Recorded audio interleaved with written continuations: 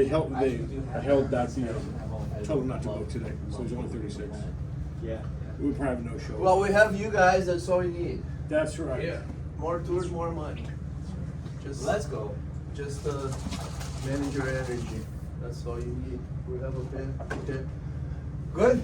Good morning, everybody. Good morning. Special guest. Special guest. Yeah, thanks for coming up today. I don't have anything much planned. I have some notes here that I want to talk about, so I'll do order of the day.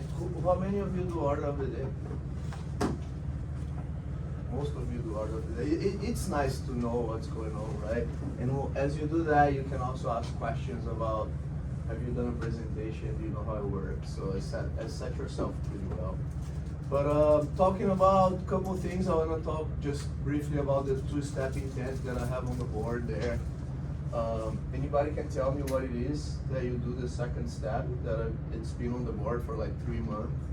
The second intent, before you bring in And the what TO. is the intent? The intent the is how second we do one? business. Well, it's just to reassure that they understand how we do business, Okay. to reinforce it, and they have to make a decision at that moment. Right, so basically I have it on the board there. It's something that I think it works good. It wasn't really what I was going to talk about, but I think that's really important. You do your intent the same way you always do, right? We all have our own way to do our intent statement. But then before you come grab the TO or after the model, whatever time, you ask 2 questions, and I think those questions will give you so much direction that those are good questions. Anybody can tell me what those 2 questions are? Well, one of them's like, did I provide you enough information for you to be able to make a decision today? So if you analyze the psychologies of this question, is first you told them price is the price, we don't negotiate, incentives on tour the way that Mr. Mario wants you to do, the way you do it. And then after everything, they're probably gonna push on the intent, but you ask them, did I give you enough information to make a decision today? That question is really strong for a few reasons. First, you put on yourself if they don't have enough information, if they can't decide, it's your fault. Did I do my job on explaining to you so they can't backfire on that? Right? And then it will come up. And then the second question, anybody remember what is it? Do you like it enough to own it? Yeah. Do you like it enough to own it? It's such a soft way to get them to talk to you, and then bless you. And then, do you like this enough to own it? All the BS comes out. If they say yes to that, then okay. Now it's like the money part. You're just making it work so they can be an owner, affordability, or whatever else. If they have anything else, they'll tell you right there. And then you guys all know how big I am with like knowing what you have in front of you. I think, especially with owners, you want to know. You want to have a couple temperature checks and know who you have in front of you. If you don't be afraid to get the know help you to understand where they are, right? And there's a lot of ways to get the know. I really like that book, Never Split the Difference, because that's from the FBI guy, and he always labeled them expecting, like you say, it seems to me that you're not so interested in buying from us today. Well, they're either going to say, no, Brad, I'm not interested in buying because this, and that. Great information, right? Before you get your TO, you know why they're not interested in buying. Or they're going to say, no, you're wrong. I am actually interested in buying. Either way, you win, right? So, I mean, those temperature checks, I feel that they're really important. But I think that second step intent is bulletproof. Like to ask those 2 questions, you will understand where they are. And when you come to get us, you can give us good information that we can come and help you. So wanted to touch that really quick. Then I want to talk a lot about you, and then I want to talk a little bit about the economics of the whole thing, right? Basically those 2 things, the main thing. But what I mean by talking about you is, we're in a business that we all judge everybody, right? Like someone come in, we're looking at them, they're rich, they're poor, they're this, they're that, right? They did these tours, they didn't, where they live. Some of us Google their home, right? And how much their home worth and all these things, right? And we have the okay, we have the Indians, we have this, and we have that, and we all have our own like little boxes that, and it's important, you know. It's not like it's not like you're like you just have to understand the psychology of who's in front of you. So it's not a bad thing if you have an Indian family and you know exactly how they're gonna behave. That's not a bad thing. You're not being racist, you know. You just know that they're gonna have hard decision making. They're gonna have ask you a lot of questions. A lot of those questions don't really matter. You know, it's just because that's how they die, and you know that their family is gonna mess up the deal later, most likely, right? So you gotta talk about it. Do you need to talk to your dad? I mean, they're 100 years old. Do you still need to talk to your dad? They do need to talk to their family, right? And then so there's all those things, but have we ever thought about that? They're judging us as much as that you're judging them. I mean, think about the psychology of it. Here, I'm walking to the beach. Here's $100. Go see those guys upstairs for 90 minutes, and you got the money. Or I don't know how good those guys are to convince people to come up here so often, like rich people for that little, but they are good at it, right? So they're here. They come in, and then the receptionists are extremely friendly when they come in, because I remember when I came apply for the job, I was like, hi, I remember that energy, right? So they're friendly, have yourself some refreshments, here's your $100. They sit down, and then you come down. And notice when you come to grab your clients where they're all like this. They're all watching you, is that my guy? And then you get the next one, they're like, and then they're all like super nervous to see who's gonna be my salesperson, right? So you come in, they look at you, they're judging you so fast. What kind of watch you wear, what kind of shirt you wear, what kind of clothes, how you speak. And that's one of the things that helped me as a salesperson, because I have an accent and I'm not from here. So they don't really know much about me. I don't wear watches, you know, like when I was in the line, I didn't always wear long sleeve as a TO. On the TO, I come in the back end, more like business. You guys all know how I do. I'm there to do business. I'm not here to make a friend. You guys already did that whole thing. I'm here to be friendly, to be respectful, and to get the business done, right? So that's why I wear a long sleeve shirt. That's why I don't wear a watch. If I wear a Rolex, they box me on that. The first thing I watched this morning was his watch. I sat down here and I kind of glanced out of his watch, nice watch. But you see, they're picking in little things to kind of judge you, right? And we have to be cautious of that, you know. We get like, you know, sit down like this. I talked to one of our SCs, like this is you're always like that on the table. You know, like this position is an arrogant position. When someone shows you their elbows, that's arrogance, right? So you gotta just be cautious and aware of how we are presenting ourselves, you know, how we are doing the whole thing. And the biggest thing is that actually was something that Corinne talked to me about when I was new. A lady that used to work here that was one of our best salespeople.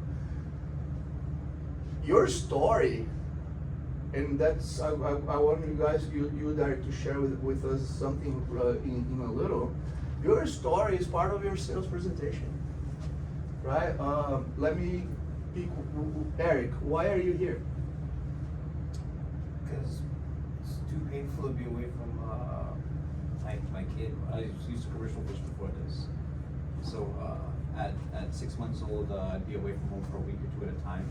I come home, I barely recognize my kids. I'm a completely different kid. Okay. Why are you here, Brad? Make money. To make money. What do you tell your clients why you're here? You know, I just kind of share a little bit about my story and family history with Marriott as well. And I share our experience of traveling. You have family that own with Marriott? Yeah, and so I kind of just like more say we than you know, so. Okay. And here's why I'm talking about that, right? Everything you talk about in your presentation should get you closer to the sale.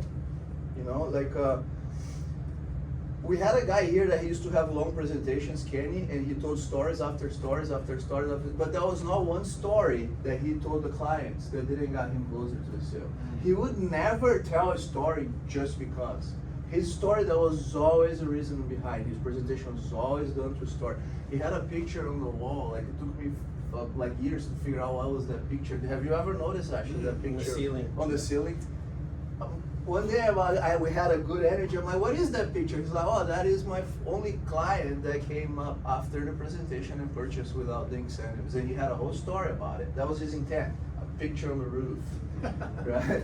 So this story, I mean, so when Derek was new here, we talked a little bit about that. I asked him this question, and he gave me an answer that it was not really like something that would help with the sale, right?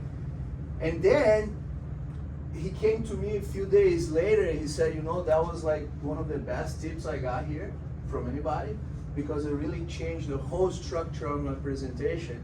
And he come up with the new, why am I here? Do you mind, Eric, sharing your story before and after we had that conversation? Yeah. So I didn't really share too much about myself before I came to Tiago, and I was asking a lot of questions, wanting to get to know them. And they were sharing some information with me, but I could share that.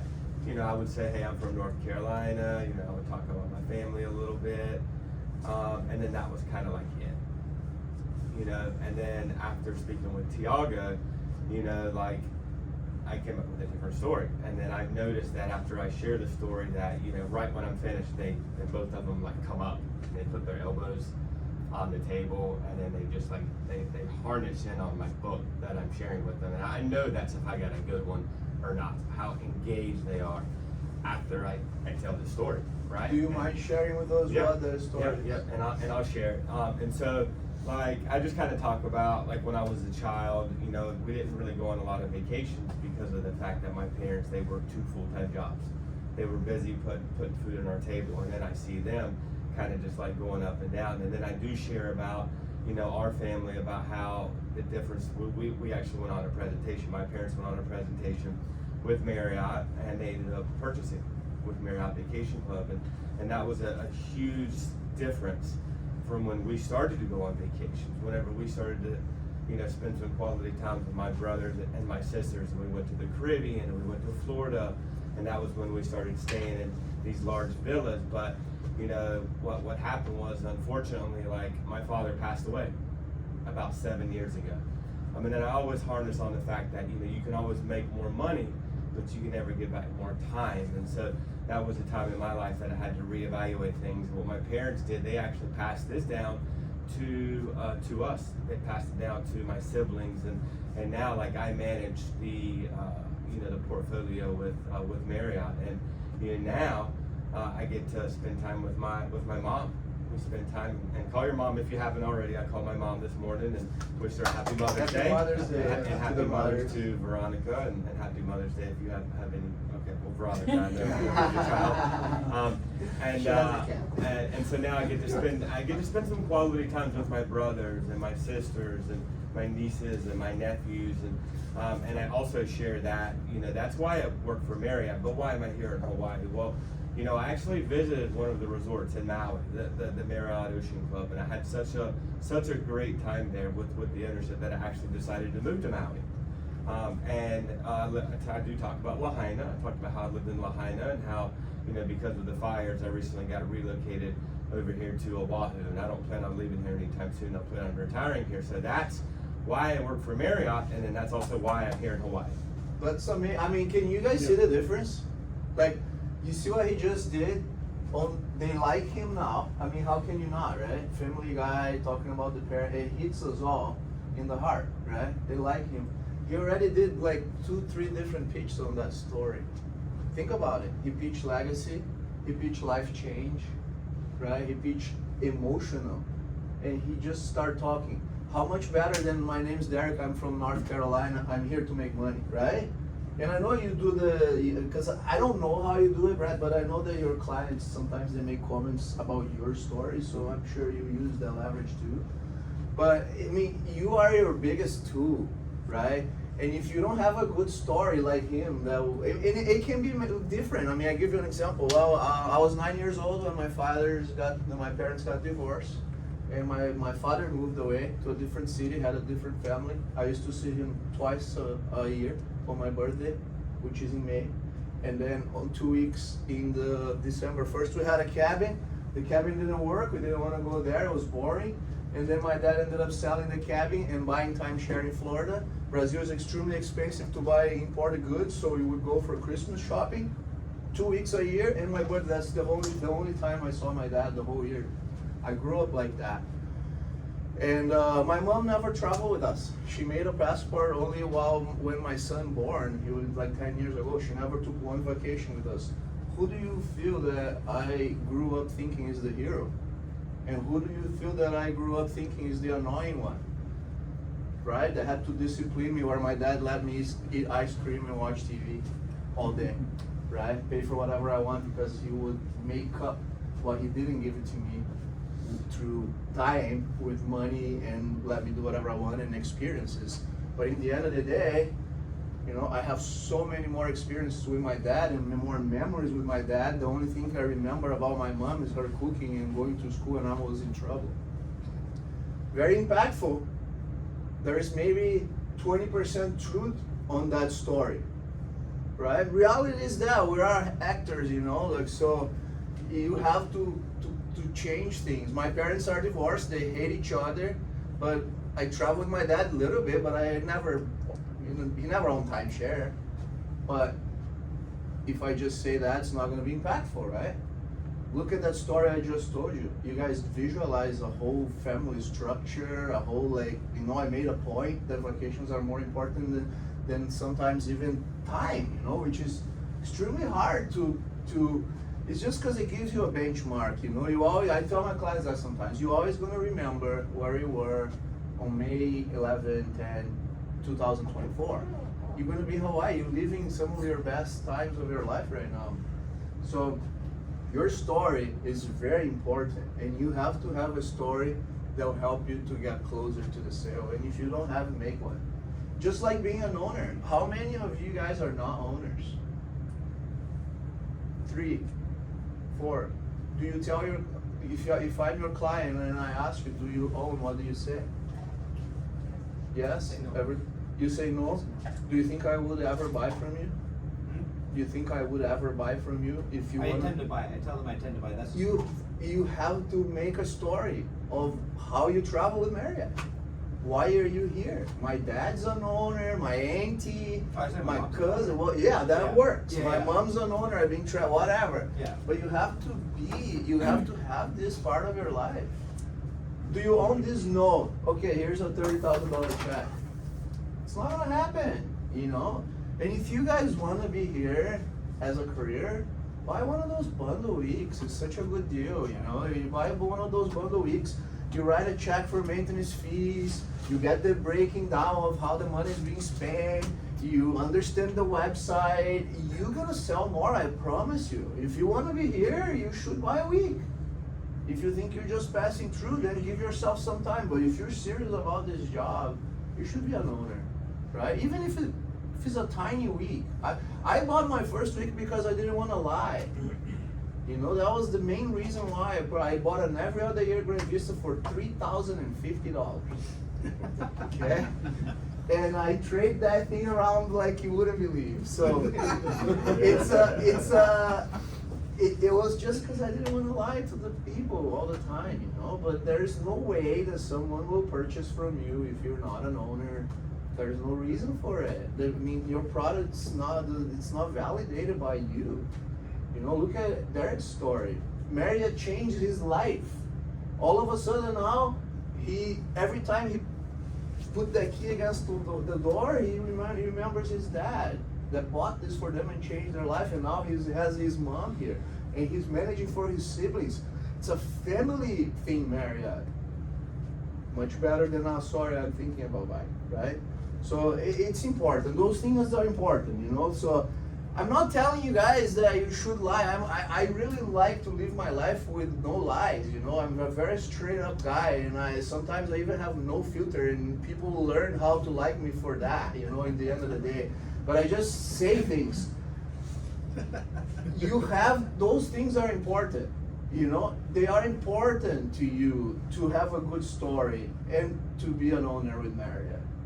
And if you don't have the good story and you're not an owner, you're gonna have to make something like my mom or whatever. I mean, you have to though if you wanna sell, right? If you wanna sell. As a side note, real quick, on a week, I don't know if you know this, but if you have own a week, if you trade it through interval to another Marriott for 21 days, only Marriott owners can see the week. So you have a priority. So when Tiago says, even though it's a $3,000 weekday, he trades the tickets out of it, because when a week comes up for 21 days, nobody other than a Marriott owner can see it. So you have a priority. So it works very, very well. Do you guys all understand how the week system works and the foundations of this program? I mean, that's kind of important. I don't know if you want me to, I don't know how much time I have to, I would like to talk a little bit about the maintenance fees and inflation, the boring part, you know, but before that, I mean, I would be open to help in any way I can. Any questions you have or anything that you might be struggling that I could help or address before we jump into the numbers and things like that. Is there anything that you guys want to talk about? Not really? Okay, so, you know, just real quick before we jump into the numbers, inflation and economics. Your wording also is very important in the table. And it's not so much that I'm talking about being negative and so. It's the words you choose to use, right? I'll give you an example, Tony. We all intrigued by what Tony does here, right? Like, I mean, how can you not be? The guy writes business like you're selling water in the desert. It's insane, right?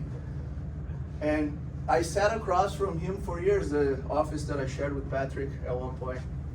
And if you listen to his presentation, there's not a lot of things that you really can catch out of it, you know? And back then, we didn't have the rentals or anything like that.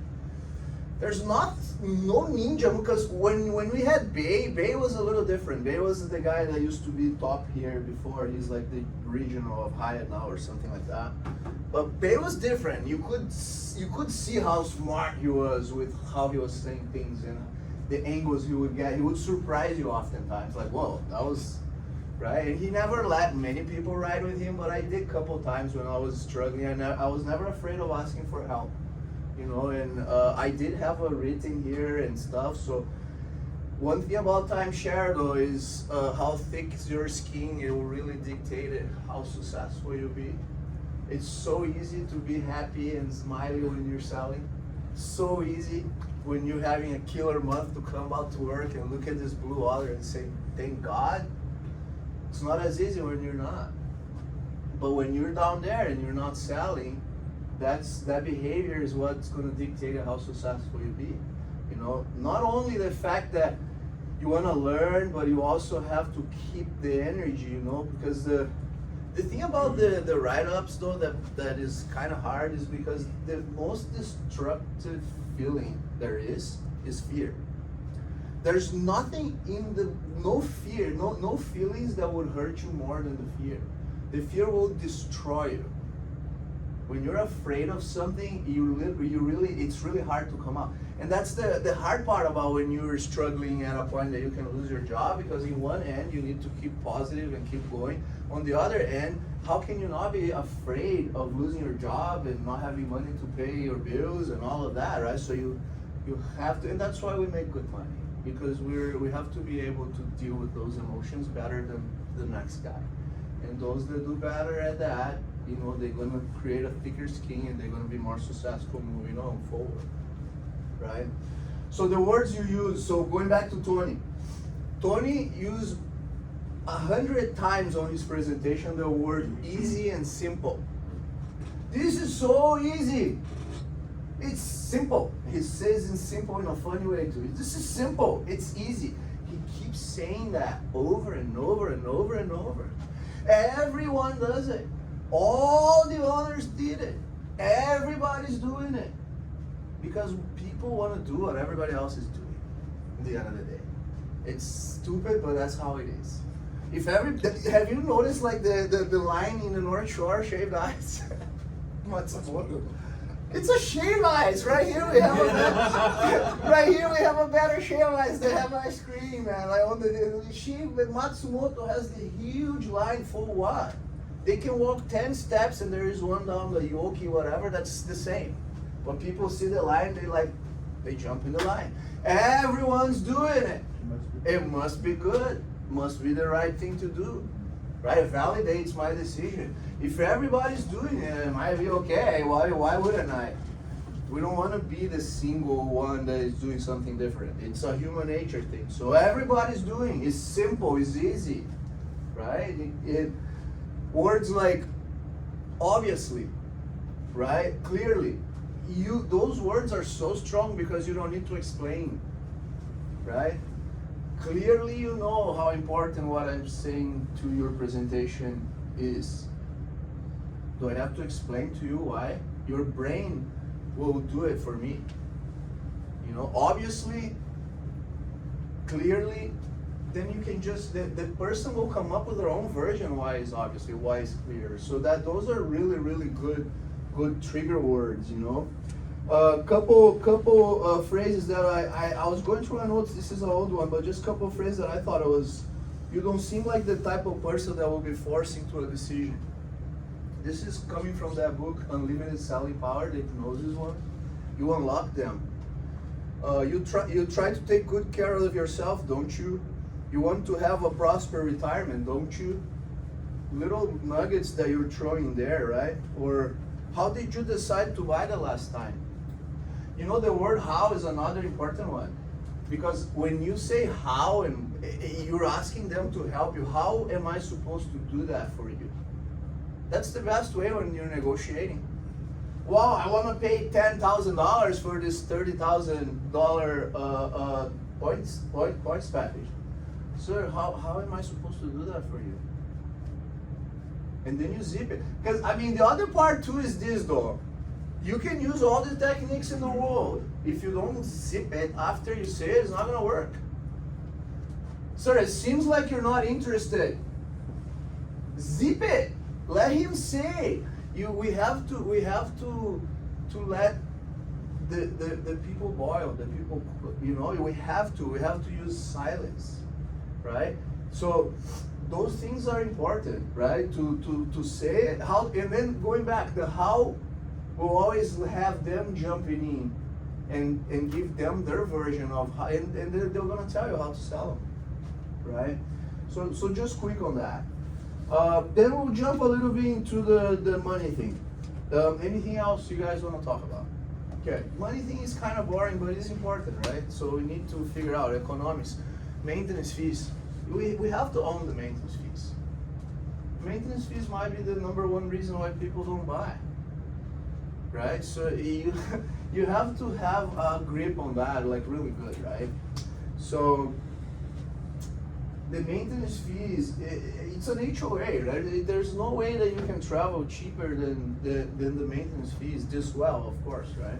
You're traveling for Motel 6 prices in a $2,000 a night room. I mean, does everybody here believe on maintenance fees? Like believe that it's a good thing? Yes. Right? Because I mean, one of the nicest guys I worked with through these last 12 years was Randy. He didn't believe on the maintenance fees. You know, he didn't really believe. He never owned a week. He doesn't travel so much, and he didn't really believe that the maintenance fees was a good thing, right? So you know, believing the product you sell is important. And if you don't believe that this is a good thing at all, it's going to be hard to make it work. It really will, right? We can focus on the emotion if you know, but the money is important. So the maintenance fee. Do you guys know how much is the hotel tax in Hawaii? 18%, right? So it actually breaks down like this. You have a 3% that's associate relief funds.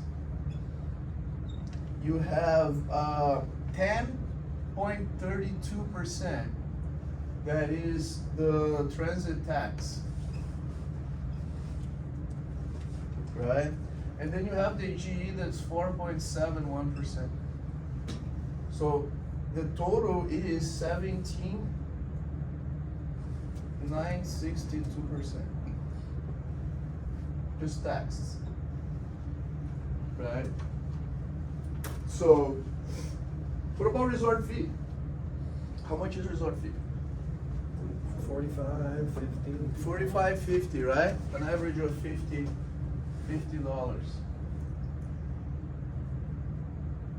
Did you know that you gotta pay taxes on the resort fee? You pay tax. What about parking? So parking will be somewhere between 50 to 65. Every Marriott I stay was $65. I had somebody in the table here that said they stayed at the Hilton and it was $89 on the table the other day. Right, so I mean they're up to $89 for parking. That's a lot of fees. So why don't we start talking about a little bit about these guys. For first time buyers, this is one of the challenge ones. This one here. The Bonvoy members. The Bonvoy Elite.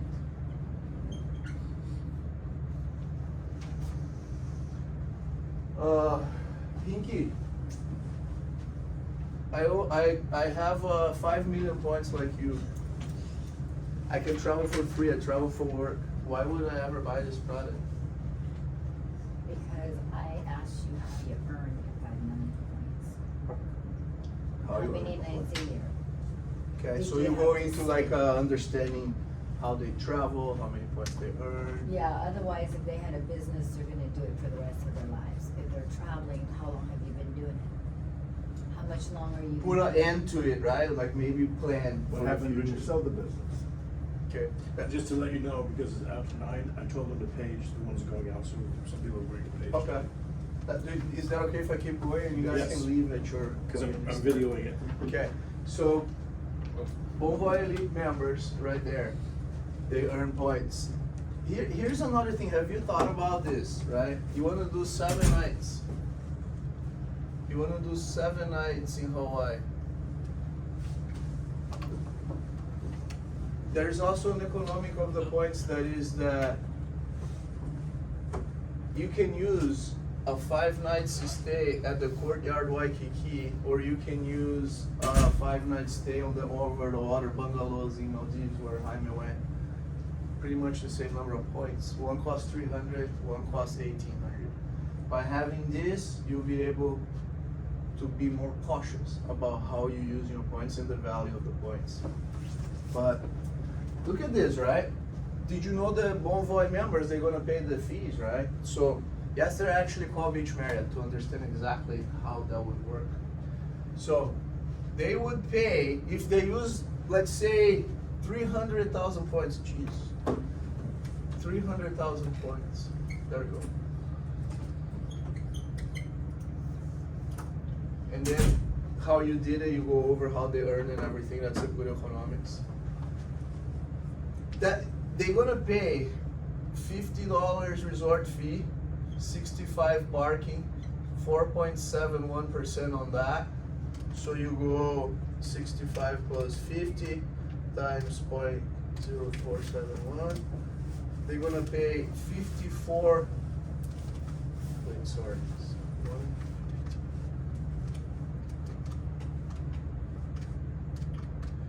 So they're gonna pay plus 50 plus 60. It's gonna cost 120.75 cents a day times 7. Plus the points. That's $845 that they're gonna have to pay to use their free. The maintenance fees on 1,000 points is $787, $1181. This is more likely 7 nights in a small room, but it's better. We have more amenities. We have a pull-out couch. We have a kitchenette. You know, we have all the things you need to cook there, like plates, cups, and so when they say that this is a horrible room and small, you hear all the time. I mean, it's better than a hotel room, like by